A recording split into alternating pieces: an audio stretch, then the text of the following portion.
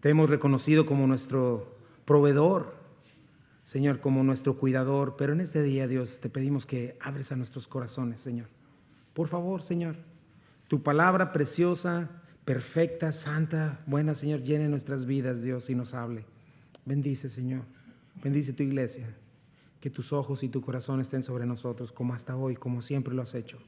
Padre bendito, en el nombre de Jesús. Amén. Mis hermanos, pues vamos a abrir nuestras Biblias en el libro de Hebreos.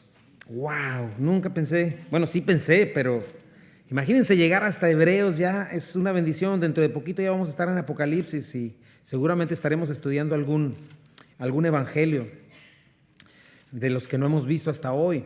Pero estamos en esta encomienda preciosa de predicar toda la Biblia de pasta a pasta. ¿Por qué, mis hermanos? Porque creemos lo que la palabra dice de sí misma. Lo vimos la semana pasada, pero quiero repetirlo hoy. Salmo 138, versículo 2. Quiero inclinarme hacia tu santo templo y alabar tu nombre por tu gran amor y fidelidad, porque has exaltado tu nombre y tu palabra sobre algunas cosas. No, ¿verdad? Dice sobre todas las cosas. Fíjate, la importancia y nuestra necesidad. Salmo 119, 160 dice: la suma de tus palabras es la verdad. Estos 66 libros. Tus rectos juicios permanecen para siempre. ¡Wow! Lucas 21, 33. El cielo y la tierra pasarán, pero mis palabras jamás pasarán. Segunda de Timoteo 3, 16 al 17. Toda la escritura, toda es inspirada por Dios y útil para enseñar, para reprender, para corregir, para instruir en justicia, a fin de que el siervo de Dios esté enteramente capacitado para toda buena obra. Qué tan importante es que abramos la palabra de Dios y que la estudiemos de pasta a pasta, mis hermanos, ¿verdad? Y como creyentes en Cristo Jesús, como su iglesia, como parte de la iglesia evangélica, creemos firmemente en la cuarta sola de las 5 solas de la Reforma Protestante. ¿Te acuerdas? Son solo la gracia, solo la fe, solo Cristo para ser salvos, solo la Escritura para ser edificados a la imagen de Cristo. Y esa es la que exaltamos junto con las demás. Solo a Dios sea la gloria, a nadie más. Y creemos que la Escritura es la base moral, espiritual de todo cristiano. Es nuestra máxima autoridad, mis hermanos. Es el manual del fabricante para nuestra vida. Solo la palabra es capaz de transformarte. ¿Sabías eso? Solo la palabra es capaz de darte vida eterna, de darte herencia junto con todos aquellos que han hecho a Jesucristo el Señor de sus vidas. Es un libro único. Dios lo inspiró y merece toda tu devoción, tu entrega, tu compromiso, tu fe y tu confianza, porque Dios lo inspiró. Y harías bien en atender a Él, en guardar en tu corazón su contenido y con toda la intención de ponerlo por obra cada día. Es el único documento confiable para decirte verdaderamente lo que sucedió, lo que sucederá, porque es Dios el que nos está explicando todo esto. Es el único lugar donde vas a encontrar el significado para tu vida, tu identidad, de dónde vienes, a dónde vas. No son alegorías, no cuentan leyendas, no es conocimiento esotérico o supersticioso, es historia real y fidedigna, contada y confirmada por Dios mismo, el creador y sustentador del cielo y la tierra. Y hemos llegado hasta esta hermosa carta escrita a los hebreos. Y esta carta no es tan fácil, mis hermanos, es una carta un tanto complicada, muy rica, pero tiene temas bien bonitos, ¿saben? Y yo creo que si no tienes mucho conocimiento del Antiguo Testamento, esta carta nos va a ayudar a entender mejor el Antiguo Testamento, porque armoniza de una manera preciosa el Antiguo con el Nuevo Testamento, específicamente con el libro de Levítico, donde Dios está dando y explicando el sistema religioso de la ley mosaica, el cual está basado en 2 cosas principalmente: sacrificio y sacerdotes. 2 cosas, un tabernáculo. Y estas cosas Dios las dio al hombre. Después de que el hombre le dio la espalda miles de años atrás, Dios se revela al hombre y le da este sistema religioso para acercarse a Él. Pero el Antiguo Testamento es solo sombra de lo que había de venir. Y si tú te fijas, como cristianos, cuando estamos estudiando la palabra de Dios, siempre salen a la superficie estas palabras como sacrificio de Cristo, como el Cordero de Dios que quita el pecado del mundo. De pronto me oyes hablar de un velo, u oyes la palabra hablar de un velo, de un templo, de un sacerdote. Eso y muchas cosas más vienen en este contexto judío. Pero sabes que todas esas cosas son básicas para nosotros como cristianos entenderlas. Porque leyendo este libro te podías preguntar, bueno, ¿de dónde viene realmente el cristianismo? ¿Cuál es su peso para nosotros? ¿Por qué sacrificios? ¿Por qué ya no hacemos nosotros sacrificios? ¿Por qué tanta sangre cuando lees en Levítico? ¿Por qué un Dios tan duro? ¿Por qué la necesidad de un sacerdote y de un templo para ser libres, para ser limpios, salvos, para tener comunión con Dios? ¿Y qué tiene que ver la religión judía con nosotros? Bueno, te voy a decir, tiene mucho que ver, mucho. Jesucristo le dijo a la mujer samaritana, y la mujer samaritana representa a alguien pagano, alguien que no tenía idea, ya había perdido cualquier conocimiento de las cuestiones judías. Y tiene mucho que ver con nosotros, que no conocíamos del Señor. Ella le estaba diciendo, ¿y dónde debemos adorar, Señor? ¿Qué tenemos que hacer? Y el Señor le dice en Juan 4:22, tú puedes leer todo el capítulo, le dice a esta mujer ignorante del judaísmo, ustedes adoran lo que no saben, porque era una pagana, pero nosotros adoramos lo que sabemos, porque la salvación viene de los judíos. Y si la salvación viene de los judíos, y Jesús mismo y hasta Pablo practicaban el judaísmo, ¿por qué simplemente nosotros no nos hacemos judíos? Bueno, primeramente muchas de estas preguntas la carta a los hebreos nos las va a responder. Y yo me tomé el tiempo para el día de hoy introducirnos a este precioso libro. Titulé este mensaje, La superioridad de Jesucristo sobre todo y sobre todos. Y hoy le vamos a intentar dar un vuelo de pájaro por toda la carta y vamos a intentar hacer un resumen de lo que nos va a enseñar, de lo que vamos a estar viendo en estos 13 capítulos. Y yo le pido a Dios que desde esta introducción el Señor te deje fascinado con el Salvador Jesucristo, que te dé un hambre incontrolable de encontrarte con Él, de relacionarte con Él. Y vamos a terminar con la cena del Señor, la comunión. Y la semana entrante ya vamos a estar entrando en materia y vamos a verlo capítulo por capítulo y versículo por versículo para desenterrar todos sus tesoros. Pero para comenzar vamos a hacer esto, mis hermanos, lo que siempre hacemos. Vamos a contestar las preguntas: ¿quién escribió esta carta? ¿Por qué? ¿A quién? ¿Cuándo? ¿Dónde? ¿Cómo? Vamos a ver un poquito de esto y después vamos a ver ese resumen. ¿Por qué el Señor es supremo, Jesucristo, en todas las cosas? El autor, bueno, primeramente, si te has detenido algún momento a leer esta carta, lo cual te recomiendo que estés haciendo una vez diariamente por lo menos, te vas a dar cuenta de algo. Esta carta no contiene un saludo, no contiene una presentación como el resto de las cartas. Y la realidad es que el autor de esta carta es desconocido, o al menos el autor humano. Algunos dicen que fue Pablo, otros dicen que fue un discípulo de Pablo, otros que fue Apolos, otros que fue Pedro, otros que fue Lucas, pero a ciencia cierta no sabemos el autor humano. Seguramente fue un judío convertido a Cristo en algún lugar del cercano oriente, porque no sabemos dónde, fuera de Israel. Lo que sí tenemos por seguro es esto, que el Espíritu Santo inspiró esta carta. ¿Cuántos lo creen? Y lo inspiró para nuestra edificación y salvación. Entonces, si me oyes decir, Pablo dijo, perdón, me equivoqué, más bien voy a querer decir, el autor o el Espíritu Santo escribió, porque es realmente lo que sabemos. Ahora, ¿a quién se escribió? ¿Cuándo se escribió? Definitivamente esta carta está escrita a la comunidad hebrea. La comunidad hebrea es la comunidad judía o los israelitas, porque si vemos en ella no vas a encontrar una sola referencia a gentiles o no judíos. El contexto y la terminología son totalmente judíos. Entonces, como su nombre lo dice, fue escrita a los hebreos, a los israelitas, a los judíos, que son los mismos. Fue escrita quizá a alguna iglesia en particular donde había puros judíos. Acuérdate que en el principio de la formación de la iglesia eran puros judíos los que conformaban la iglesia. Después ya fueron no judíos cuando ya mandaron misioneros por todos lados. Pero no sabemos exactamente dónde estaba esta iglesia. Pudo haber sido en Jerusalén o sus alrededores, pudo haber sido en Alejandría, allá en África, en Grecia o en Roma, no se sabe. Pero yo me inclino a pensar que sabiendo el Señor que había este tipo de judíos por todos lados, necesitados de encontrarse con su Mesías, el Señor le dejó escrita para que cualquier hebreo, cualquier comunidad judía que sinceramente le estuviera buscando, encontrara la verdad. No se sabe la fecha exacta. Obviamente puede ser desde que Jesús ascendió en el 30 después de Cristo, hasta del 30 después de Cristo hasta el 70 después de Cristo. En el 70 después de Cristo ocurrió algo muy interesante o muy importante en Jerusalén. Fue cuando Roma llegó y destruyó totalmente la ciudad, destruyó el templo, destruyó todo. Entonces los comentaristas ubican que se escribió más o menos entre el 65 y 66. Y en este momento, ¿cuál es el contexto religioso? ¿Qué estaba pasando en este tiempo que estaba siendo escrita? Bueno, era el tiempo de mayor persecución para los judíos que se habían convertido a Cristo. En primer lugar, por su contexto religioso. Para ellos era muy difícil la idea de un nuevo pacto o la idea de romper con el viejo pacto, aunque aceptaran el nuevo. Porque pues nosotros no tenemos ese problema. Para nosotros el judaísmo antes de Cristo nos era totalmente ajeno. Pero piensa en un judío.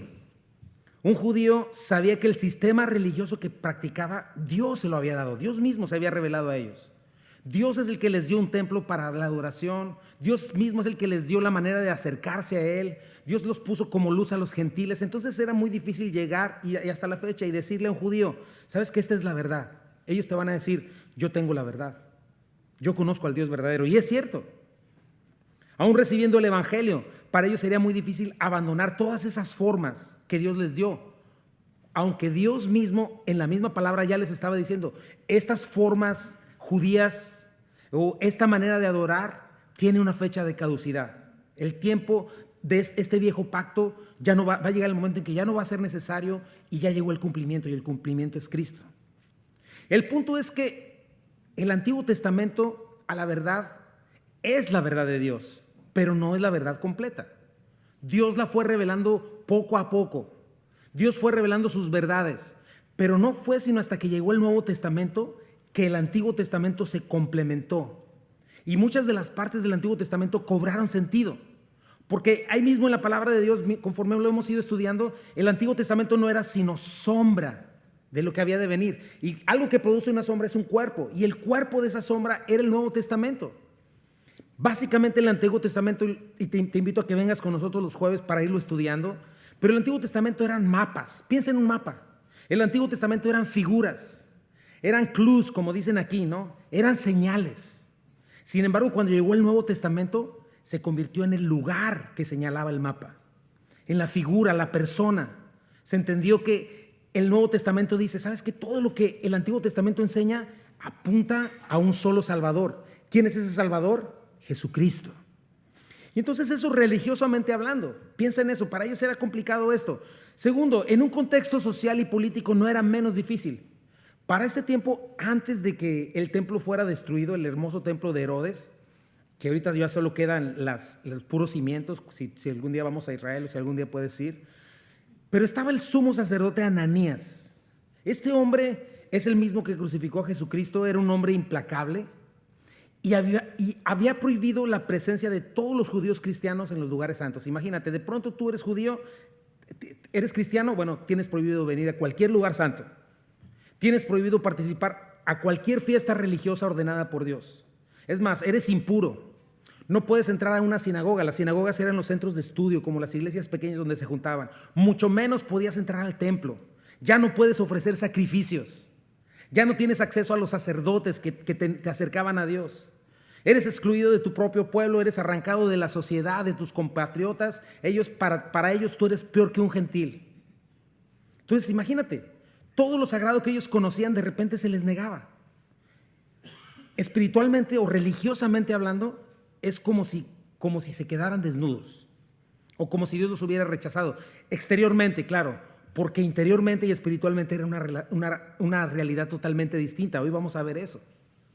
Pero todo eso, checa eso, el contexto político, el contexto religioso de ellos, aunado a que a esta gente a la que está hablando Hebreos, era gente que no estaba creciendo en la palabra de Dios.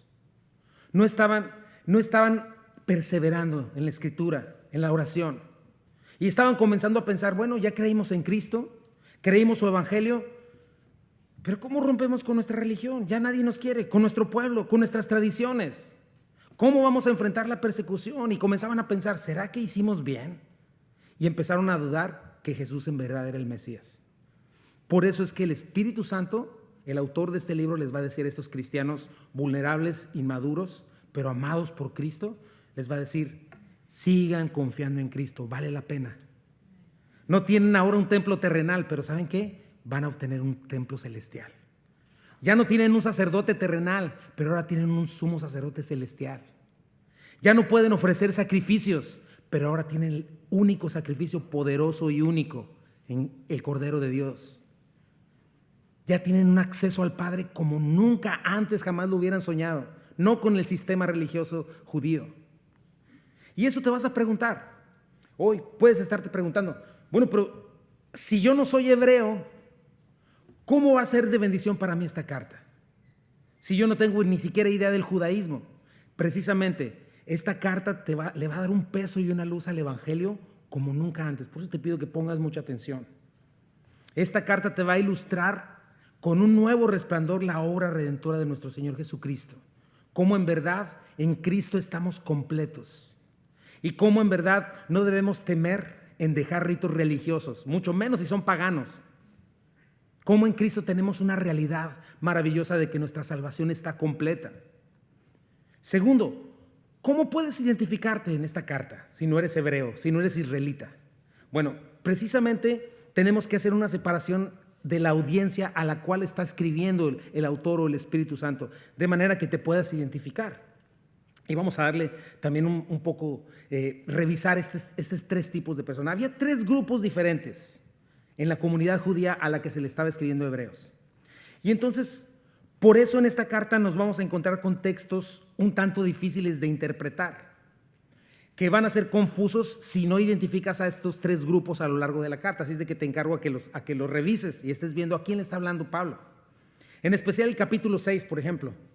El capítulo 10, versículo 26, el capítulo 12, donde muchos han interpretado que la salvación se puede perder, por lo que dice ahí. Te encargo que lo leas después. Pero viéndolo ya, te diría yo algo. Para empezar, necesitamos cambiar el lenguaje. Tienes que dejar de pensar en la salvación como las llaves de tu casa. Tienes que dejar de pensar en la salvación como un documento que guardas en un cajón y ¿dónde quedó mi salvación? No encuentro el certificado, se me perdió. No, tienes que pensar en la salvación en los términos en los que la Biblia habla de ella. Por ejemplo, la Biblia habla en términos de identidad.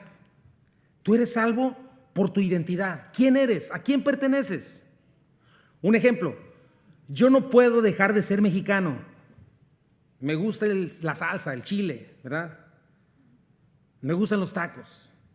No puedo cambiar el lugar donde nací. Ahí nací, punto. Sí, legalmente, políticamente puedo obtener documentos de este país, por ejemplo, pero lo mexicano, ¿quién me lo va a quitar, no? Aunque me den una nacionalidad americana, no me voy a hacer rubio ni me van a hacer ojos azules. Ni la manera en la que fui educado se va a desaparecer. O sea, es lo que soy, es con lo que crecí. Entonces, la Biblia habla de identidad. ¿Quién eres?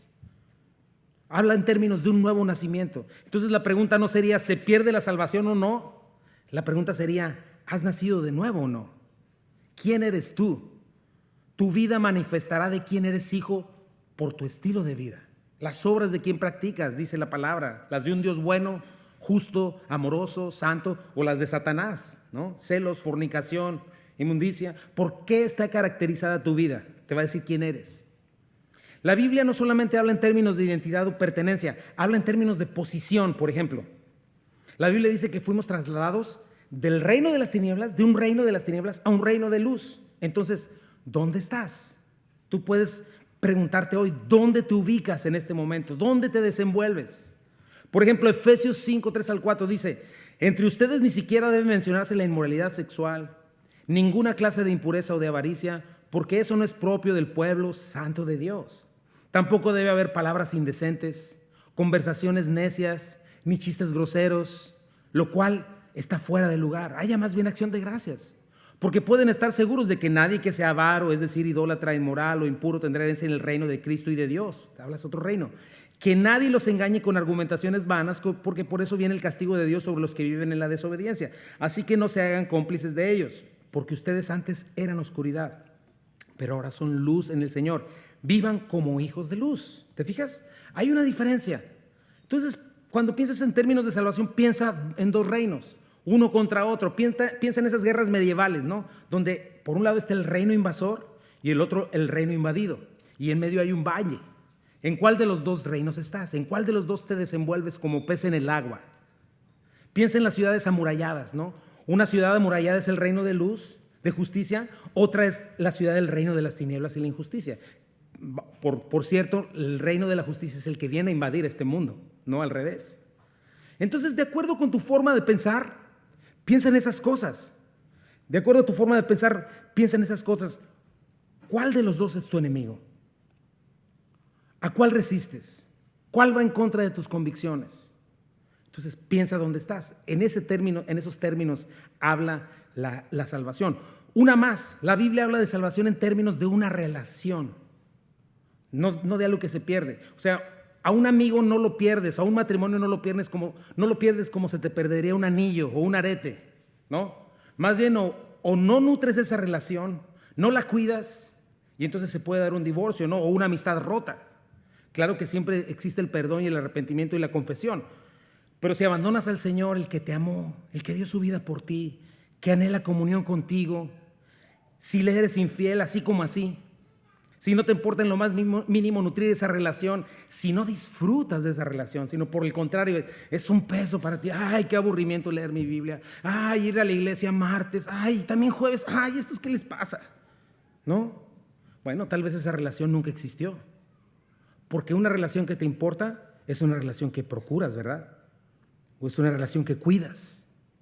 Por eso es por lo que debemos redefinir nuestro lenguaje, mi hermano, y lo vamos a tener que hacer cuando veamos esta parte. Al respecto de la salvación, no es un boleto que debes guardar para que se te pierda, es estas cosas. ¿Qué es la salvación? Y bueno, quise empezar con eso, el Señor me guió a empezar con esto. La salvación implica entrega total, fe, confianza plena, implica rendición a Dios. Por consiguiente, también implica un rechazo total de lo que yo era. Es como cuando me caso, ¿no? Cuando me caso me estoy dando a mi esposa y estoy decidiendo desde ese momento rechazar a cualquier otra mujer y viceversa, ella también. Es un pacto. Así es la salvación. Me ofrezco al Señor. Y entonces, cuando eso sucede, adquiero esta identidad, adquiero esta posición y adquiero esta relación, lo cual no se pierde. Así como así, más bien, o se tiene o no se tiene, ¿verdad? Entonces, el punto es ese. Te expliqué esto porque Hebreos va a estar hablando de estas cosas y vamos a hablar de ello más adelante en la carta. Y el problema en la carta, para entenderla, para no confundirnos, está en tres tipos de personas. Y tú te vas a poder identificar porque te va a mostrar en el proceso en el que te encuentras como persona con respecto a tu fe. Puedes identificarte con alguno de estos tres grupos. En los tres grupos el Espíritu Santo te hablará. A los tres grupos el Espíritu Santo les ama, les anhela, quiere perdonarles, pero les va a amonestar, te va a invitar. Ahora vamos a ver cuáles son esos tres grupos. En primer lugar, el primer grupo al que le va a hablar este libro es a los cristianos hebreos o israelitas que necesitaban ser fortalecidos en su fe.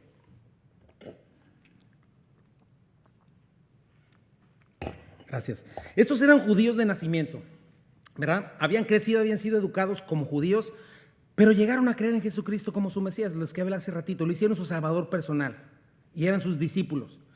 Obviamente la vida se les complicaba grandemente, todo se les ponía en contra, pero no estaban madurando. A estas personas a las que les escribe, no estaban creciendo en las promesas del Señor y se estaban dejando arrastrar por las circunstancias que estaban viviendo, y entonces se estaban debilitando en su fe y en su testimonio, y su falta de confianza en la palabra del Señor y en el Señor les estaban llevando al peligro de regresar al judaísmo, y les estaban llevando al peligro de confundir el evangelio con ceremonias y legalismo judío.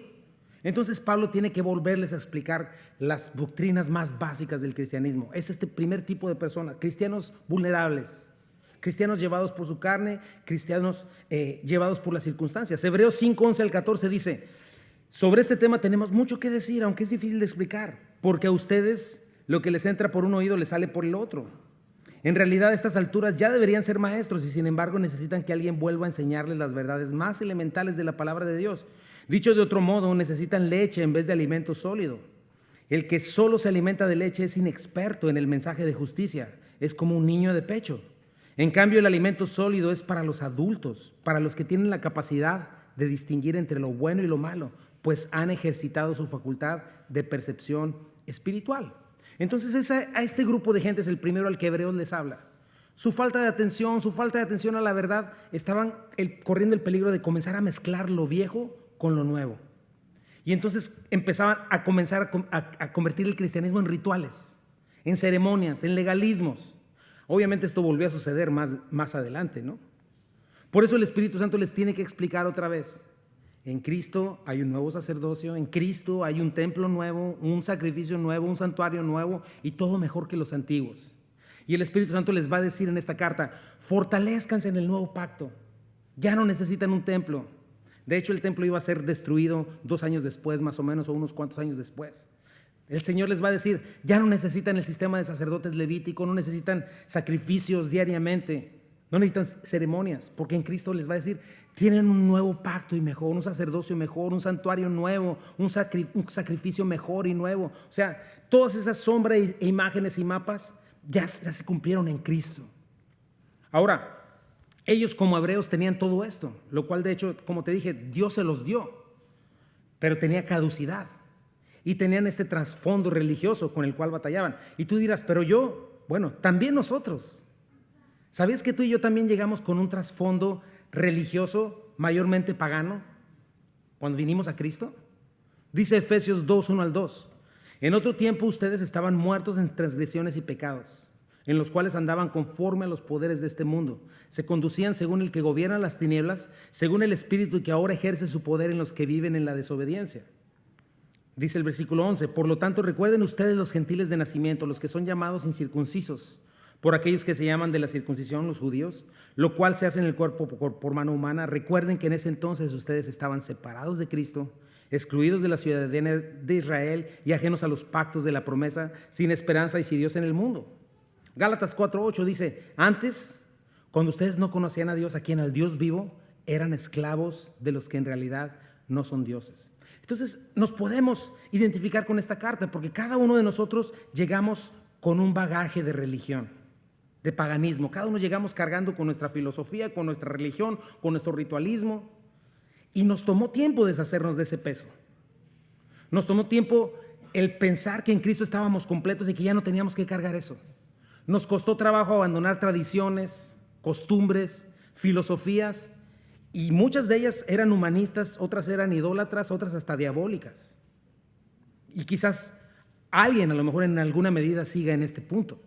Bueno, este libro te va a ampliar lo que tu Señor Jesucristo nos enseñó. Mateo 9, 16 al 17 dice, nadie remienda un vestido viejo con un retazo de tela nueva, porque el remiendo fruncirá el vestido y la rotura será peor. Ni tampoco se echa vino nuevo en odres viejos. De hacerlo así, se revientan los odres, se derramará el vino y los odres se arruinarán. Más bien el vino nuevo se echa en odres nuevos y así ambos se conservan. Entonces piensa si estás en este momento, cosas que tal vez no hayas abandonado. Y es lo que este libro de Hebreos nos va a enseñar, lo que este texto nos está enseñando. No puedes hacer una combinación de tu vieja religión, de tu vieja filosofía, con la siempre nueva y fresca verdad del Evangelio, con la palabra de Dios. Nadie puede decir, yo creo en la Biblia, pero la complemento con esto y con esto otro. No. La palabra de Dios es inmejorable. Y lo que implica el Señor en este texto es que si no abandonas tus viejas convicciones y tus creencias y pretendas combinarlas con el cristianismo de la palabra de Dios, tarde o temprano vas a tropezar. La rotura en tu vida se va a hacer peor y los odres en tu vida se van a arruinar y el vino se va a derramar. Tu fe se va a debilitar, tu entendimiento del Evangelio se va a confundir. Y si tú estás en esta situación, bueno, Hebreos te va a ayudar a entender que solo hay un camino, solo hay una verdad y solo hay una vida, no dos. No existen dos Biblias, no existen dos libros de la verdad, nada más hay uno, supremo, inigualable y verdaderamente provechoso. Vas a entender que Cristo en verdad no solamente es un camino, una verdad y una vida, es el camino y la verdad y la vida y nadie viene al Padre sino a través de Él. Que Cristo, vas a entender que Cristo es inmejorable y completo en todos los sentidos. Eso te va a enseñar y a este tipo de gente se está hablando el Señor. Ahora, hay otro grupo al cual el Espíritu Santo se va a dirigir en esta carta y tú también vas a tener que estar definiendo cuando se esté refiriendo a él, ¿verdad? Y es del que hablé hace ratito acerca de la salvación, si se pierde o no. Este grupo son los hebreos no cristianos que intelectualmente estaban convencidos de que Cristo es el Mesías, pero que necesitaban hacer una decisión, o sea, no la habían hecho. A lo mejor tú perteneces a ese grupo. ¿Sabes cuál es este grupo? Los que simpatizan con Cristo, que vienen, se sientan, les parece muy padre, oyen la verdad de Jesucristo, del Evangelio, les suena lógico, dicen sí, sí creo, soy un pecador, sí es cierto, Cristo es Dios, sí es cierto, solo hay un camino, una verdad y una vida. Intelectualmente están convencidos de que Cristo es quien dijo ser, el Hijo de Dios, y que lo que dijo es verdad, pero no están dispuestos a hacer un compromiso de fe en Cristo. No están dispuestos a rendirse. Creen que por su fe intelectual son salvos, que por venir a la iglesia son salvos. No están dispuestos a caminar ni a entregarse a Cristo en verdad. Gente convencida de que Jesús es Cristo, pero no se entregan a Él. Quizás como estos judíos amaban más la aprobación, amaban más la gloria de los hombres que la aprobación de Dios. Quizás el precio a pagar por seguir a Cristo era muy alto, porque amaban demasiado sus vidas, su futuro, sus pensamientos, sus sueños. Reconocían la verdad, pero no se comprometían. Y su pecado precisamente era negarse a tomar la decisión en su corazón de aquello que la misma lógica les decía que era cierto. O sea, el Espíritu Santo exhorta a los convencidos intelectualmente, pero no comprometidos espiritualmente, a llegar y recorrer el camino completo. ¿Cuándo se hace el camino completo? ¿Cuándo se hace el clic definitivo en Cristo? ¿Cuándo se cierra el trato? No solamente cuando lo entiendes, sino cuando te rindes, cuando te entregas, cuando decides morir a ti mismo y hacer a Cristo el único y Señor Salvador de tu vida. Entonces es cuando comienza una nueva vida interna que se manifiesta en una manera externa de vivir. A este tipo de personas, vamos a estar estudiando estos textos como Hebreos 2, 1 al 4. Dice: por eso es necesario que prestemos más atención a lo que hemos oído, no sea que perdamos el rumbo. Porque si el mensaje anunciado por los ángeles tuvo validez y toda transgresión y desobediencia recibió su justo castigo, ¿cómo escaparemos nosotros si descuidamos una salvación tan grande? Esta salvación fue anunciada primeramente por el Señor, y los que la oyeron nos la confirmaron. A la vez Dios ratificó su testimonio acerca de ella con señales, prodigios, diversos milagros y dones distribuidos por el Espíritu Santo según su voluntad. ¿Verdad? ¿Cómo descuidaremos? ¿A qué te refieres? ¿La salvación se pierde? No, está hablando de este tipo de personas. Hebreos 6, 4 al 6 es otro texto. Dice: es imposible que renueven su arrepentimiento aquellos que han sido una vez iluminados, ¿verdad? Porque les ha resplandecido la luz, que han saboreado el don celestial, que han tenido parte en el Espíritu Santo y que han experimentado la buena palabra de Dios, los poderes del mundo venidero, y después de todo esto se han apartado.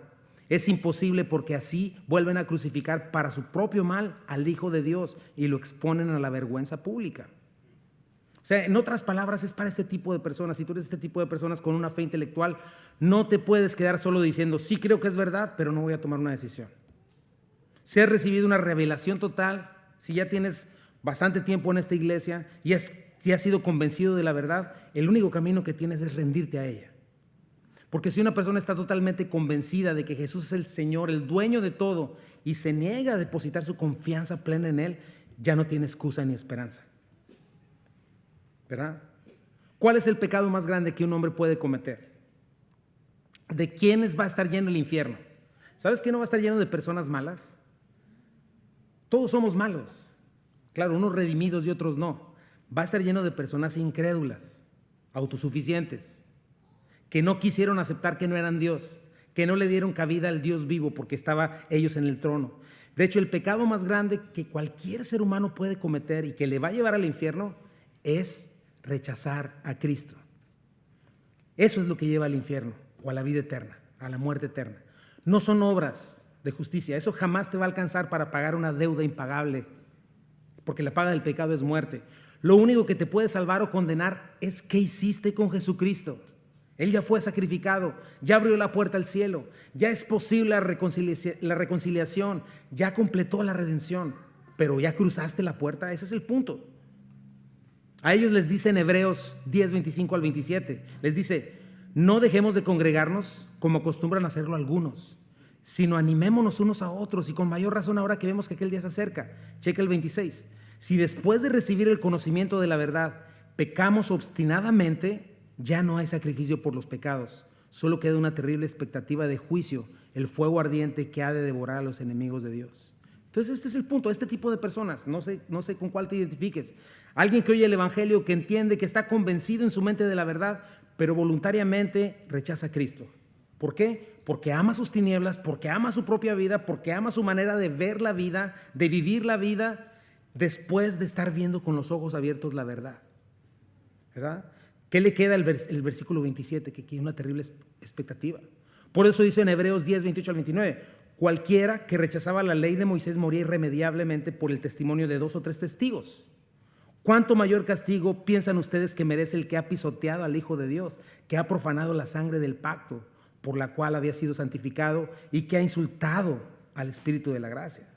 ¿Verdad? Esa es la blasfemia contra el Espíritu Santo. Hay consecuencias. Hebreos 12, 15 al 17 vuelve a decir, asegúrense de que nadie deje de alcanzar la gracia de Dios. Está hablándole otra vez a estas personas, de que ninguna raíz de amargura brote y cause dificultades y corrompa a muchos, y de que nadie sea inmoral ni profano como Esaú, quien por un solo plato de comida vendió sus derechos de hijo mayor, por un plato de frijoles. No le interesó su salvación, por estar tan enajenado con este mundo. Después, como ya saben, cuando quiso heredar esa bendición fue rechazado. No se le dio lugar para el arrepentimiento, aunque con lágrimas buscó la bendición.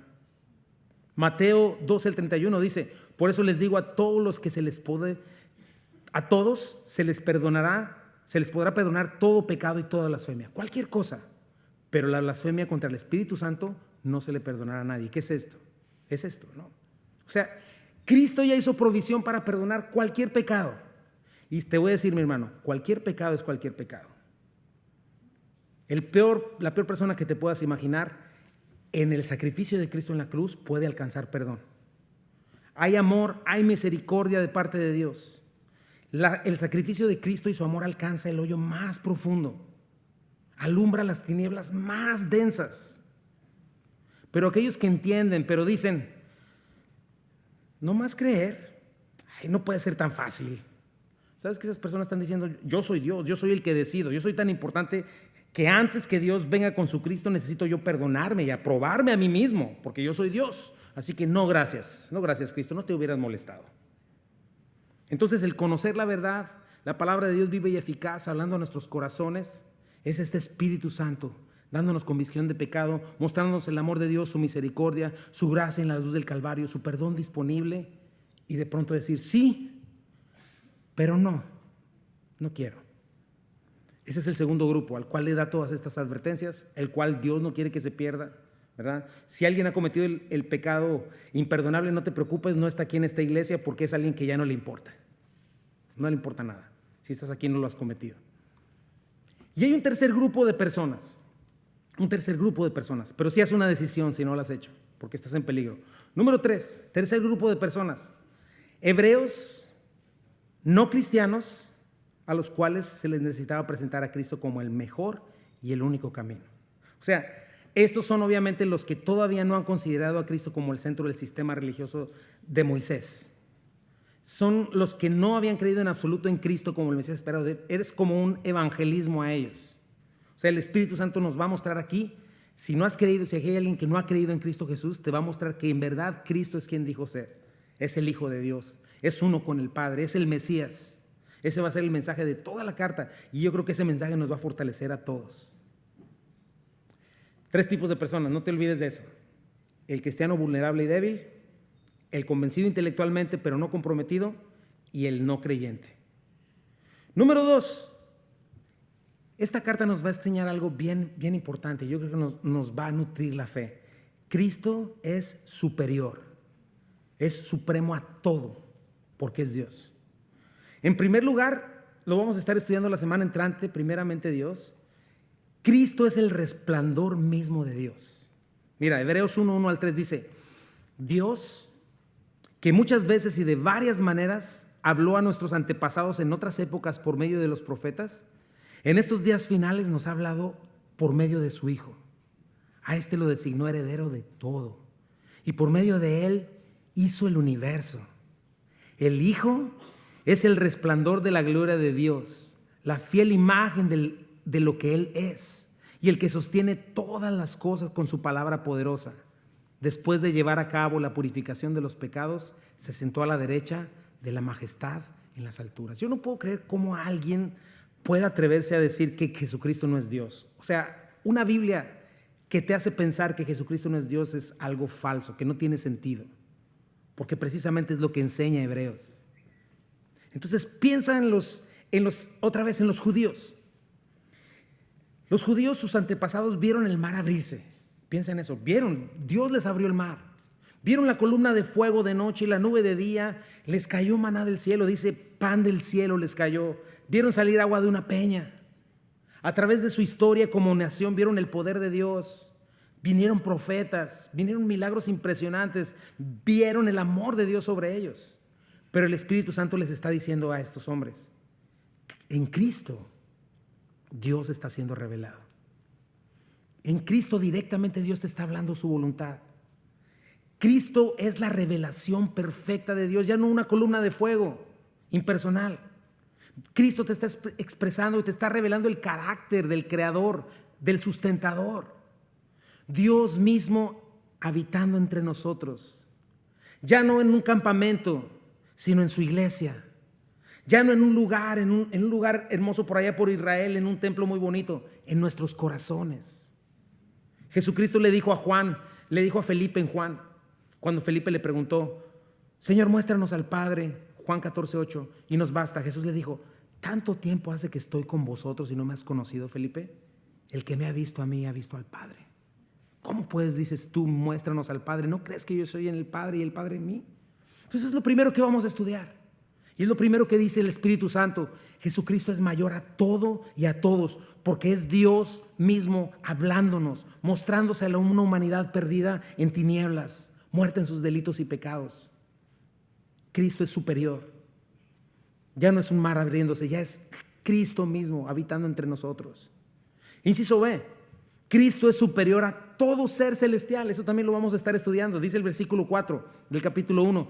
Así llegó a ser superior a los ángeles en la misma medida en que el hombre que ha heredado supera en excelencia al de ellos. O sea, les está diciendo, ¿sabes qué? No sé qué hayas oído, pero Cristo no es un ángel, es superior a cualquier ángel.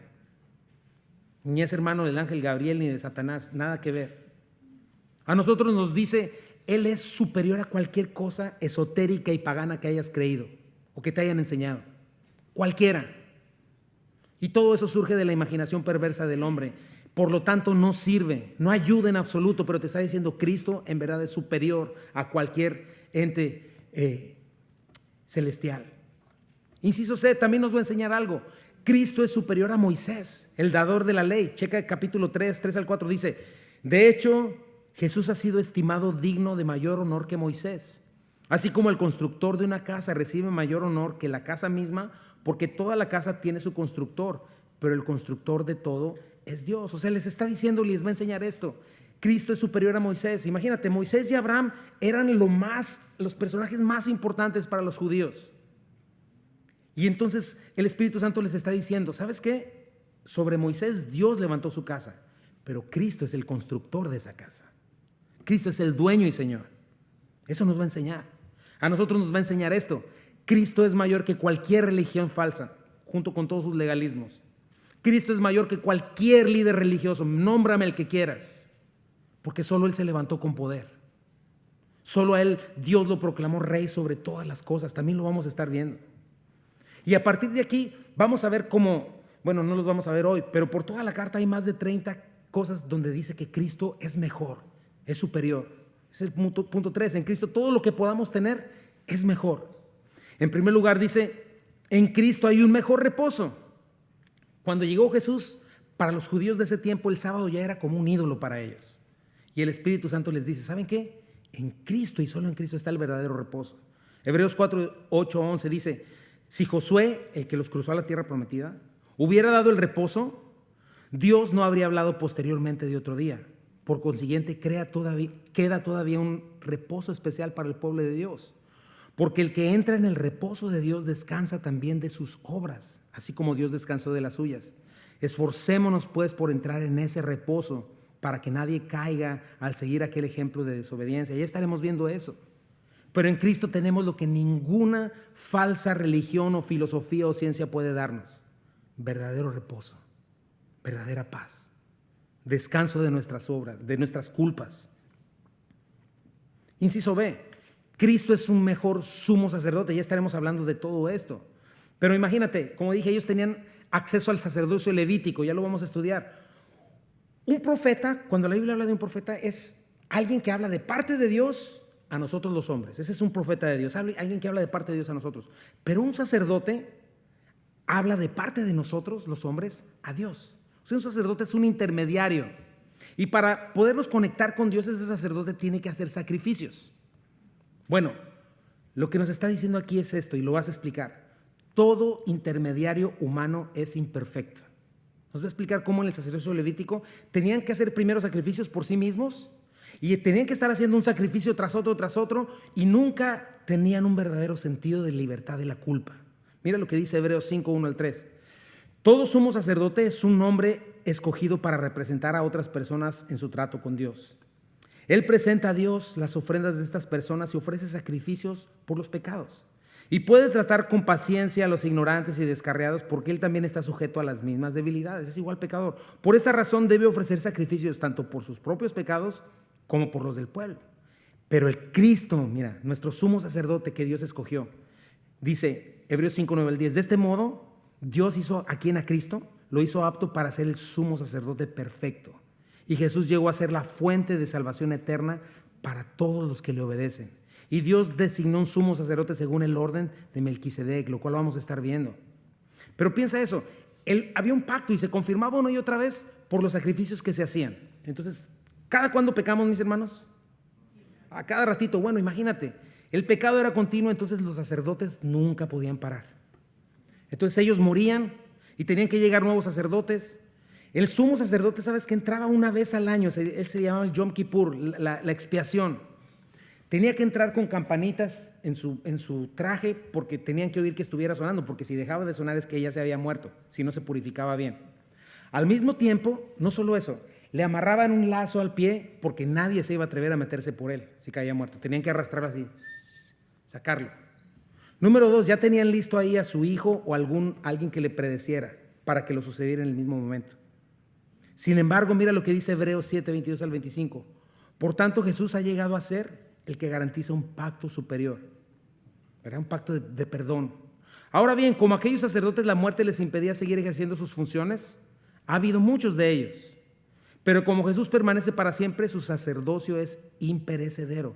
Por eso también puede salvar por completo a los que por medio de él se acercan a Dios, ya que vive siempre para interceder por ellos. ¿Te imaginas qué sumo sacerdote tan impresionante tenemos en Dios? Perdón completo por la eternidad. Hebreos 7:26 dice, nos convenía tener un sumo sacerdote así, santo, irreprochable, puro, apartado de los pecadores y exaltado sobre los cielos. A diferencia de los otros sumos sacerdotes, él no tiene que ofrecer sacrificios día tras día, primero por sus propios pecados y luego por los del pueblo, porque él ofreció el sacrificio una sola vez y para siempre cuando se ofreció a sí mismo. De hecho, la ley designa como sumos sacerdotes a hombres débiles, pero el juramento posterior a la ley, que es este nuevo pacto, designa al Hijo, quien ha sido hecho perfecto para siempre. ¿Y sabes qué? Algo importante que también vamos a ver es que Jesús atravesó los cielos, abrió la puerta al Padre, no en un templo terrenal, sino es el mismo cielo. Y este sumo sacerdote nuevo aún así se identifica con nosotros y nos hace a Dios disponible siempre. Al final vamos a ver una ilustración a eso. No una vez al año como ellos lo hacían. Dice Hebreos 4, 16, 16. Por lo tanto, ya que en Jesús, el Hijo de Dios, tenemos un gran sumo sacerdote que ha atravesado los cielos, aferrémonos a la fe que profesamos, porque no tenemos un sumo sacerdote incapaz de compadecerse de nuestras debilidades, sino uno que ha sido tentado en todo, de la misma manera que nosotros, aunque sin pecado.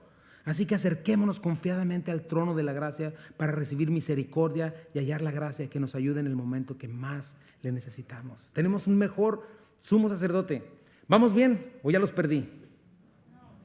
Ok, bueno, en Cristo no solo eso, en Cristo tenemos mejores promesas. ¿Sabes qué? La ley, ¿sabes de qué dependía? De mi desempeño. La ley, ¿sabes de qué dependía yo? De mi promesa de portarme bonito. ¿Y sabes qué exigía la ley? Que yo cuidara por cumplir más de 600 mandamientos a la perfección. Imagínate si no puedo cumplir ni uno por 5 minutos, bueno, trato. Pero ¿qué seguridad podía encontrar ahí? Pero entonces la ley nos declara incompetentes. Entonces la ley nos lleva a los pies de Cristo a creer por fe. Y entonces en Cristo encontramos otra promesa distinta. Ya no mi promesa de portarme bien, sino la promesa de gracia y misericordia de Cristo. Hebreos 6, 16 al 18 dice: los seres humanos juran por alguien superior a ellos mismos, y el juramento, al confirmar lo que se ha dicho, pone punto final a toda discusión. Por eso Dios, queriendo demostrar claramente a los herederos de la promesa que su propósito es inmutable, la confirmó con un juramento. Lo hizo así para que mediante la promesa y el juramento, que son dos realidades inmutables, o sea que no cambian, promesa y juramento, en las cuales es imposible que Dios mienta. Checa cuál es el resultado. No como estos hombres, no como yo, que hoy de repente ya me siento muy bueno porque hice la buena obra del día o lo que sea, porque le obedecí a Dios. 5 minutos después tengo envidia de alguien y ya chafé, ya se me cayó el 20. Sin embargo, mira aquí, al descansar en la promesa de Dios, en lo que Él ha dicho, dice: tengamos un estímulo poderoso, los que buscando refugio nos aferramos a la esperanza que está delante de nosotros. Maravilloso. Vas a encontrar que solo en Cristo hay seguridad. Porque solo hay de dos sopas. Toda religión, filosofía o lo que sea depende de tus obras y tu desempeño y tu capacidad y tus promesas de echarle ganas. Pero sabes que en Cristo Él ya lo hizo todo. A ti te toca confiar, entregarte y obedecer. Número 4, en Cristo tenemos un mejor pacto. Ya estuvimos hablando de Él, ¿no? Aquel está basado en obras, este está basado en fe. Dice Hebreos 8, 10 al 13. Este es el pacto que después de aquel tiempo haré con la casa de Israel. Y me encanta este pacto, dice el Señor. A ver si te gusta a ti. El otro dependía de ti, pero mira este. Pondré mis leyes en su mente, las escribiré en su corazón. Eso me hace descansar, mi hermano. Yo seré su Dios y ellos serán mi pueblo. Ya no tendré que enseñar a su prójimo, ni diré a nadie, a su hermano: conoce al Señor, porque todos ellos, nosotros, desde el más pequeño hasta el más grande, me conocerán. Ese es el nuevo pueblo, esta es la nueva cercanía, la nueva comunidad de Dios. Yo les perdonaré sus iniquidades y nunca más me acordaré de sus pecados. No como en aquel tiempo. El templo y el lugar de ceremonia estaba lleno de sangre constantemente. Versículo 13. Al llamar nuevo este pacto, ha declarado obsoleto el anterior. Y lo que se vuelve obsoleto y envejece ya está por desaparecer.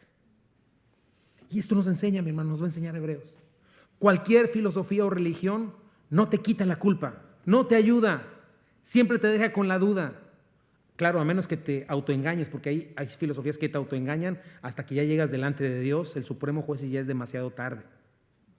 Pero mira, en Cristo tenemos este pacto inquebrantable y mejor que ningún otro. Inciso E. Tenemos un mejor santuario, no uno terrenal. Si tú dijeras: pero no somos judíos, bueno, ellos ahorita no tienen un templo tampoco, pero nosotros tenemos uno, y no es uno terrenal el que estamos hablando. Este es el templo terrenal, y hay un templo en el cielo, el cual un día estaremos todos levantando nuestras coronas, yendo al Señor Jesucristo, adorándolo por la eternidad. Pero mira lo que dice Hebreos 8. Ahora bien, el punto principal de lo que venimos diciendo es que tenemos tal sumo sacerdote, otra vez Cristo, aquel que se sentó al trono de la majestad en el cielo, el que sirve en el santuario, es decir, el verdadero tabernáculo levantado por el Señor, no por ningún ser humano. Si Jesús estuviera en la tierra, no sería sacerdote, pues aquí ya hay sacerdotes en aquel tiempo, ¿verdad?, que presentan las ofrendas en conformidad con la ley. Estos sacerdotes sirven a un santuario que es copia, es sombra del que está en el cielo. Te fijas, eran fotografías, eran mapas, nada más, lo que había en el antiguo pacto. Tal como se le advirtió a Moisés cuando estaba a punto de construir el tabernáculo. Asegúrate de hacerlo todo según el modelo que se te ha mostrado en la montaña. ¿Y sabes qué estaba viendo en la montaña Moisés? El templo santo de Dios celestial. Pero ellos no estaban ahí y nosotros ya estamos ahí. Lo que un hebreo, lo que un israelita vio y lo que tú veas cuando leas el Antiguo Testamento es nada más un mapa, es una imagen que Dios por siglos quería grabar en las mentes de cada uno de ellos, en sus corazones, que heredaran a sus generaciones futuras hasta que Cristo llegara, pero no lo hicieron, fallaron. Y iba a culminar todo cuando Cristo llegara, una salvación completa. Entonces piensa en eso, una relación con Dios, una salvación, una bendición que no proviniera de la imaginación perversa del hombre, de una religión esotérica o supersticiosa, sino el cielo verdadero, Dios, piensa en eso. Dios mismo viniendo al encuentro del hombre a salvar, viniendo a salvar y a buscar lo que se había perdido. Inciso F, en Cristo tenemos un mejor sacrificio, una ofrenda inigualable que en verdad nos hace santos. Bueno, lo he mencionado una y otra vez. Los judíos tenían que sacrificar una y otra vez sin parar. Bueno, Hebreos nos va a enseñar que Cristo es el Cordero de Dios, no que cubre, que quita el pecado del mundo de una vez por todas. Mire lo que dice Hebreos 9:25. Y no entra en el cielo para ofrecerse a sí mismo una y otra vez, como lo hace el sumo sacerdote aquí en la tierra, que entra en el lugar santísimo año tras año con la sangre de un animal. Si eso hubiera sido necesario, Cristo tendría que haber sufrido la muerte una y otra vez desde el principio del mundo. Pero ahora en el fin de los tiempos, ¿qué dice? Cristo se presentó una sola vez y para siempre. ¿Para qué? Para quitar el pecado mediante su propia muerte en sacrificio. Hebreos 9:27 dice, y así como cada persona está destinada a morir una sola vez y después vendrá el juicio, así también Cristo murió en sacrificio una sola vez y para siempre, a fin de quitar los pecados de muchas personas. Cristo vendrá otra vez, no para ocuparse de nuestros pecados, sino para traer salvación a todos los que esperan con anhelo su venida. Entonces, para darnos una salvación perfecta, un sacrificio perfecto, no muchos. Hebreos 10:10 nos dice que vino para quitar nuestros pecados y para hacernos santos. Checa. Pues la voluntad de Dios fue que el sacrificio del cuerpo de Jesucristo nos hiciera santos. ¿Cuándo? Una vez. ¿Y cuándo? Para siempre. Imagínate, tú vas con tu borreguito, le pones la mano encima, le confiesas el pecado al sacerdote, el sacerdote le cortaba el cuello, tú tenías que sentir el último brinco y el último respiro del corderito que llevabas, porque tenías que darte cuenta que en verdad tu pecado trae consecuencias. Eso es lo que tenías que ver, por eso era tan gráfico. Tenías que darte cuenta de lo grave de tus pecados, que para que fueras perdonado, sangre se tenía que derramar. Entonces imagínate, llevas tu corderito, le pones la cabeza, sientes su muerte, sales y saliendo justamente viene el que te cae regordo. O sea, los 2 segundos de paz que ya tenías, see you later. Pero mira lo que dice el versículo 10. Pues la voluntad de Dios fue que el sacrificio del cuerpo de Jesucristo nos hiciera santos una vez y para siempre. Bajo el antiguo pacto, el sacerdote oficia de pie delante del altar día tras día, ofreciendo los mismos sacrificios una y otra vez, los cuales, ¿qué dicen? Nunca pueden, ¿qué? Quitar los pecados. Pero nuestro sumo sacerdote se ofreció a sí mismo a Dios como un solo sacrificio por los pecados, válido para de aquí a 8 días, ¿no? ¿Verdad? ¿Cuándo dice? Para siempre. Luego se sentó en el lugar de honor a la derecha de Dios. Increíble. Punto número 4. Nos va a enseñar que el único camino es la fe en Cristo Jesús, al cual debemos responder en obediencia. No podemos ver todo Hebreos en un domingo, pero mira lo que dice Hebreos 11:6. Pero sin fe es imposible agradar a Dios, porque es necesario que el que se acerca a Dios crea que le hay y que es galardonador de lo que les buscan. Nos va a enseñar que es el único camino. La fe en sus promesas, la entrega total al autor y consumador de nuestra fe. Dice Hebreos 12:1, por tanto nosotros también teniendo en derredor nuestra tan grande nube de testigos, despojémonos de todo peso y del pecado que nos asedia, corramos con paciencia la carrera que tenemos por delante, puestos los ojos en Jesús, el autor y consumador de la fe, el cual por el gozo puesto delante de él sufrió la cruz. Como que tiene otro sabor, ¿verdad? Este texto que tantas veces hemos mencionado después de leer todo esto. Entonces, ¿cuál es la conclusión, mi hermano? Porque lo vamos a ver todo, 13 maravillosos capítulos. Piensa en lo que significaría para estos hebreos el encontrarse cara a cara con Cristo el Salvador, el Mesías. Toda su educación religiosa que se les había enseñado estaba siendo inaccesible. Para ellos, ¿sabes cuál era el pensamiento de Dios para un hebreo? Que Dios era inaccesible. Nadie puede ver a Dios y seguir viviendo. Eso es lo que ellos pensaban. Porque ellos veían una vez al año esta expiación del sumo sacerdote, ¿no? Y ese día se manifestaba la gloria de Dios de una manera especial, de manera única. Y sabes que, como ya te expliqué, el sumo sacerdote tenía que entrar y no había ni sillas ni nada. O sea, tenía que entrar y salir bien rápido, porque por el error se podía morir él o podía traer juicio sobre la congregación. Para los judíos no existía una cercanía personal con Dios. Esta era la manera de tener acceso a él. Si obedecían la ley, bien, tenían acceso, pero si la quebrantaban y pecaban, el acceso se interrumpía. Y entonces siempre había pecado, siempre estaba siendo el acceso a Dios interrumpido. Dios les había dejado este sistema de sacrificios como algo externo que mostrara su arrepentimiento interno. Pero entonces piensa en una imagen de esas barras que dan acceso. Si pusiste la foto, una imagen como esta, piensa en eso. Llegabas con tu sacrificio, expiaban tu pecado, la barra se levantaba. ¡Pum! Había acceso. Pecabas, la ley se rompía, ¡pum!, para abajo. Llegaba otro, con su sacrificio la barra se levantaba. Entonces piensa, ¿cada cuándo tendría que haber sacrificios? Todo el tiempo, era incesante. Piensa en eso. Por eso habla de Jesucristo de un reposo. Por eso el reposo de Cristo es inigualable. Incesablemente tenía que haber sacrificios, hora tras hora, día tras día, mes tras mes. Nunca paraban los sacerdotes. Y tenían que comenzar los sacerdotes con sus propios pecados. Era cansado. Entonces la barra, imagínate esa barra, arriba, abajo, arriba, abajo, arriba, abajo. Y nunca había una comunión plena con Dios. Era ineficaz este sistema. Era una batalla perdida contra el pecado, que nada más lo cubría, pero no lo quitaba. Entonces, lo que nos enseña Hebreos es cómo desesperadamente, mi hermano, necesitábamos un sumo sacerdote así. Un sacrificio perfecto, que nos abriera paso al Dios y que nos diera acceso al Señor para siempre. Ya no una imagen, ya no un animal por pecado, sino el Cordero de Dios que nos limpiara de una vez por todas. Eso lo tenemos, tú y yo, hoy. Y vamos a aprender esto en Hebreos, mi hermano. Cristo es nuestro sumo sacerdote, nuestra ofrenda perfecta. Vas a aprender que en la ley, en tus obras, jamás te quitan la culpa. Jamás te dejarían una conciencia limpia. Solo alguien perfecto que no necesitara sacrificios para sí, que nunca muriera, te puede dar este perdón perfecto, santidad perfecta, de una vez y para siempre. Entonces piensa en eso. Cristo hace por ti lo que ninguna religión, ninguna filosofía, ninguna ciencia podría hacer jamás. Y lo hace de una vez. Por eso es tan grave rechazarlo. Imagínate la gravedad que es decir sí, pero no quiero.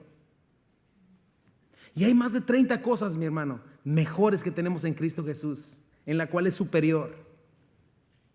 Mejor que cualquier institución, mejor que cualquier persona del Antiguo Testamento. Cristo es mejor que cualquier ritual, mejor que cualquier sacrificio, mejor que cualquier salvación, perdón, esperanza. En Él tenemos un mejor país, una mejor resurrección. En todo Cristo es lo mejor. No necesitas absolutamente nada más. Ni sacrificios, ni incienso, ni nada. En Cristo estamos completos. Jesucristo es presentado como el más alto, el más supremo. Y si nosotros estamos en Él, ya no tenemos nada más una mera realidad temporal y terrenal, que eso es lo que hacen los ídolos de este mundo, las religiones falsas, sino que tenemos una realidad celestial superior. Vamos a estar leyendo que en Cristo, Él es un Cristo celestial, no un sumo sacerdote terrenal. El llamado que Él nos hace es algo celestial, es un regalo celestial, una patria celestial, una Jerusalén celestial. Nuestros nombres están inscritos en el libro de la vida, donde todo es nuevo, todo es mejor, donde Cristo terminó la obra por la eternidad a nuestro favor. Y esta carta maravillosa nos va a traer esto, mi hermano: exhortación, advertencia, consuelo. Te va a llamar a considerar tu verdadera riqueza, pero te va a dejar ese sabor de boca y esa seguridad en tu corazón. Solo Cristo y solo Él satisface las necesidades verdaderas de todo hombre, porque Jesucristo es el único camino. Es el único acceso al Señor. Y yo le doy gracias a Dios por su preciosa palabra. Y yo le pido a Dios que esta carta, mi hermano, penetre e impacte profundamente en tu corazón. Y que si no has hecho una decisión, te lleve al valle de la decisión. Y que si te encuentras en cualquiera de estas 3 circunstancias, le pido al Señor que fortalezca tu fe, o que no te quedes en medio y que hoy sea ese día, porque es el lugar más peligroso. O quizá por primera vez estés considerando el Evangelio, que sin lugar a dudas te entregues a Cristo y recibas vida eterna y perdón de pecados. Mis hermanos, nos urge, necesitas una perspectiva eterna, porque ahí es donde Dios te ha dado toda bendición en los lugares celestiales, porque ahí es donde está tu verdadero futuro. Lo temporal, mi hermano, lo temporal es temporal. Y si estás tan absorto y tan temeroso con el aquí y el ahora, vas a terminar engañado y miserable. Necesitas mirar al cielo, a tu sumo sacerdote, que ya te amó, que ya se entregó por ti, que vive y reina por los siglos de los siglos. Te dejo con 2 textos más. Vamos a orar y vamos a tomar la comunión. El único requisito que te pedimos en este lugar para que tomes la comunión es que hayas hecho una decisión por Cristo, que hayas entendido que Él es tu Salvador, que le hayas entregado tu vida. Si no lo has hecho, no lo hagas, porque no tiene sentido para ti. Pero dice Hebreos 8, 8 al 9, dice, porque respondiendo les dice, de aquí vienen días, dice el Señor, en que estableceré con la casa de Israel y la casa de Judá un nuevo pacto. No como el pacto que hice con sus padres el día que los tomé de la mano para sacarlos de la tierra de Egipto, porque ellos no permanecieron en mi pacto y yo me desentendí de ellos, dice el Señor. Por lo cual, este es el pacto que haré con la casa de Israel después de aquellos días, dice el Señor. Ya lo leímos. Pondré mis leyes en la mente de ellos, sobre su corazón las escribiré. Seré ellos por Dios, ellos me serán a mí por pueblo. Y ninguno enseñará a su prójimo, ni ninguno a su hermano, diciendo, conoce al Señor, porque todos me conocerán, desde el menor al mayor de ellos, porque seré propicio a sus injusticias. Y checa eso, mi hermano, nunca más me acordaré de sus pecados y de sus iniquidades. Al decir nuevo pacto, ha dado por viejo al primero, y lo que se da por viejo y envejece está próximo a desaparecer. Esa es mi pregunta para ti en este día, mi hermano. ¿Dónde quieres estar? ¿Quieres estar aferrado a tus obras y a tus esfuerzos? ¿Dónde quieres estar? ¿Considerarías hoy abandonar tus tinieblas? ¿Considerarías hoy comenzar a caminar con el Señor? ¿Considerarías hoy todo esto que te dije? ¿Dónde quieres estar? Vamos a orar, porque este pacto se cerró hace 2000 años en la cruz del Calvario, en una noche diferente a todas. Miles de años se celebraban estos sacrificios, pero esa noche fue especial. Esa Pascua fue muy especial, fue diferente a todas. El Hijo del Hombre, Jesucristo, ya había vivido en esta tierra por 30 años y había seguido con todos esos sacrificios. Y había celebrado la Pascua judía y había hecho muchas cosas, pero esa noche fue diferente. Y hoy la estamos recordando. Dice el versículo 27:7, llegó el día de los panes sin levadura, en el cual era necesario sacrificar el cordero de la Pascua. Y Jesús envió a Pedro y a Juan diciendo, vayan, prepárenos la Pascua para que la comamos. Ellos le dijeron, ¿dónde quieres que la preparemos? Él les dijo, he aquí, al entrar en la ciudad, les saldrá al encuentro un hombre que lleva un cántaro de agua. Síganle hasta la casa donde entrare. Y digan al padre de familia de esta casa, el maestro te dice, ¿dónde está el aposento donde he de comer la Pascua con mis discípulos? Entonces Él les mostrará un gran aposento alto y dispuesto para allí, preparado allí. Fueron pues y hallaron como les había dicho y prepararon la Pascua. Cuando era la hora, se sentó a la mesa y con él los apóstoles. Y les dijo, Lucas 22:15, cuánto he deseado comer con vosotros esta Pascua antes que padezca. Porque les digo que no la comeré más hasta que se cumplan el reino de Dios. Eso es lo que vino y sucedió hace 2000 años. Y por lo que hoy tenemos este pacto maravilloso que acabamos de leer en Hebreos. Y habiendo tomado la copa, dio gracias y dijo, tomen esto y repártalo entre ustedes. Si quieres venir y pasar por la copa o como la vayan a repartir, por favor, podrían hacerlo.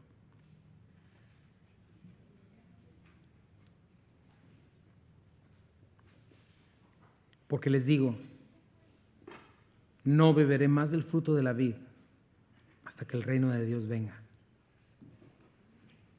Y tomó el pan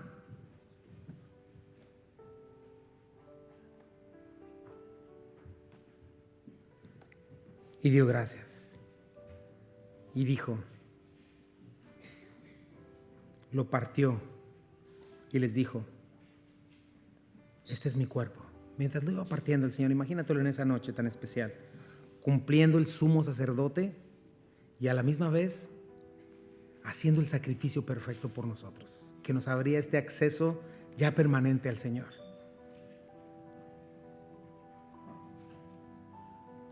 Este es mi cuerpo, que por vosotros es dado. Hagan esto en memoria de mí. De igual manera, después que hubo cenado, tomó la copa diciendo: esta copa es el nuevo pacto en mi sangre, que por vosotros se derrama.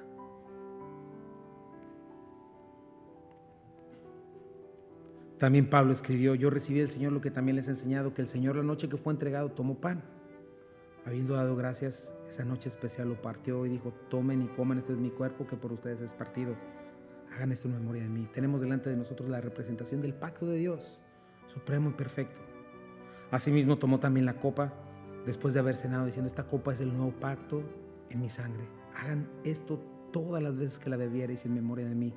Así pues, todas las veces que coman este pan y beben esta copa, la muerte del Señor anuncian hasta que Él venga. ¿Qué tan importante era la muerte del Señor por nosotros, mis hermanos? Antes se sacrificaban animales sin mancha, pero ese es el Cordero de Dios que quita el pecado del mundo. Vamos a orar. Señor Jesucristo, gracias te damos, Padre, porque tú ya entraste a ese trono, Señor. Ya estás sentado a la diestra del Padre. Tu sacrificio ya fue hecho. No hay necesidad de estarlo repitiendo cada domingo, Señor. Ya fue hecho, Señor. Tú vives y reinas por los siglos de los siglos, Padre. Tu sacrificio ya fue acepto, Señor. En ti tenemos libre entrada al Padre. Dios mío, esta tarde, el día de hoy, queremos venir delante de ti, Señor. Y, Señor, quizá seamos aquellos cristianos que por descuidado, Señor, estamos vulnerables. Dios, el día de hoy queremos recordar, Señor, en este jugo de uva y en este pedazo de pan, Señor, que en ti tenemos lo que necesitamos. Perdónanos por distraídos. Déjanos venir a ti. Quizá hay alguien que no haya hecho una decisión por Cristo. Quizá en su mente está convencido, pero sigue en sus propios caminos. Pues mira a Cristo y hoy haz ese camino, complétalo, haz clic, cierra el trato. Quizá hay aquí alguno que no haya hecho una decisión por Cristo jamás. Tienes que hacerla. No hay otro camino. Cristo es superior a todo y es tu Salvador. Vamos a tomar el pan, tomar la copa.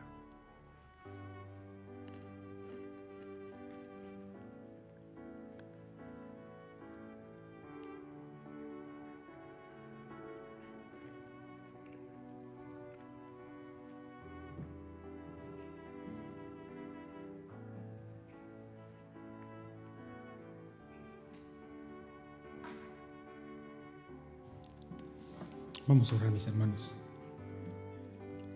Y Señor Jesucristo, queremos poner en tus manos nuestras vidas. Señor, sabemos que tu sacrificio para nosotros no fue en vano, Señor. Y hemos creído en ti. Señor, recibe nuestras vidas, nuestros corazones. Haznos puros, haznos santos, Señor. Y nosotros decidimos estar acá, Padre. Gracias por amarnos. Gracias por llenarnos, Señor, con tu Espíritu Santo. Gracias por darnos libertad. Gracias por darnos una mejor esperanza, un mejor tabernáculo.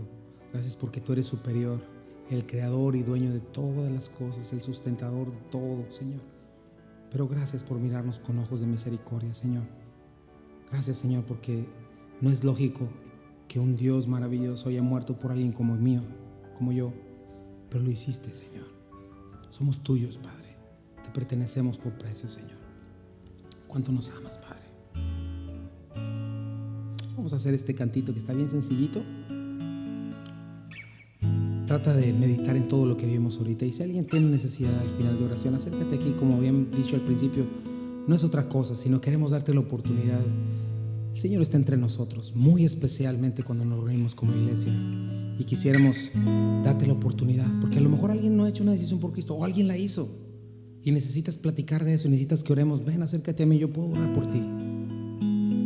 O alguien quizá quiera confesar algo en su corazón, no sé. Queremos darle esa oportunidad y que lo trates delante de Dios. Dile: cuánto me ama Jesús, cuánto me ama Jesús. Él dio su vida, ¿qué más pudo dar? Cuánto me ama, cuánto me ama.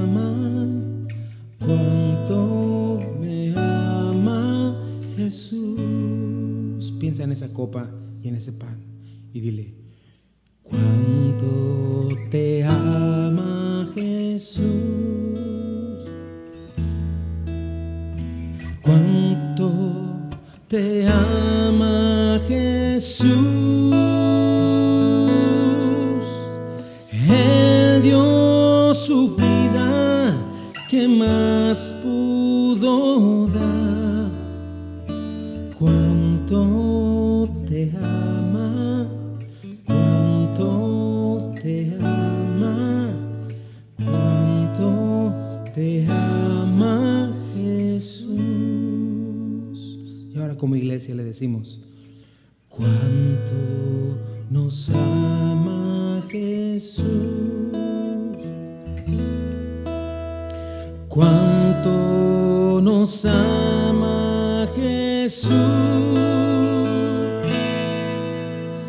Él dio su vida, ¿qué más pudo dar?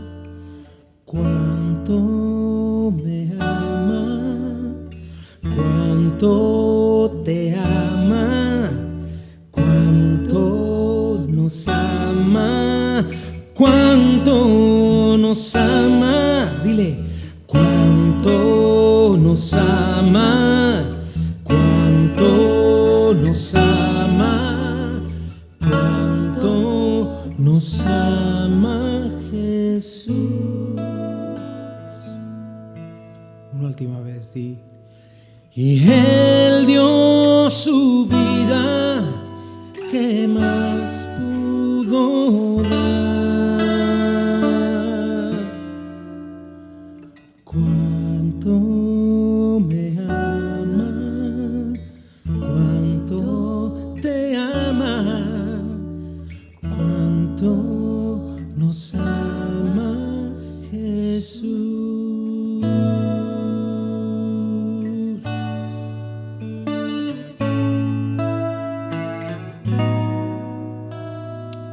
Gracias por amarnos de esta manera, Señor. De tal manera, Señor, es inexplicable este amor, Señor.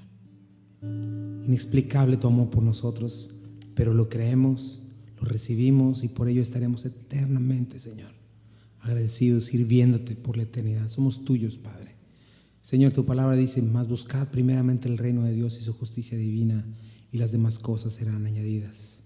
Y aquí estamos, buscando tu reino, sabiendo que tú te encargarás de las cuestiones menores, Señor, pero tú eres lo más importante, Señor. Bendito seas. Señor, llévanos con bien a casa. Bendícenos, Padre, y gracias. Gracias porque eres bueno. Y si quieres oración, puedes pasar al frente. Demos unos minutos. Si sientes que quieres pasar al salón de compañerismo, puedes pasar también. Hazlo. Siéntete libre, estás en casa. Bienvenido. Y si hay alguien que quiera orar, pues acérquese, y los demás podemos seguir en oración unos minutos más.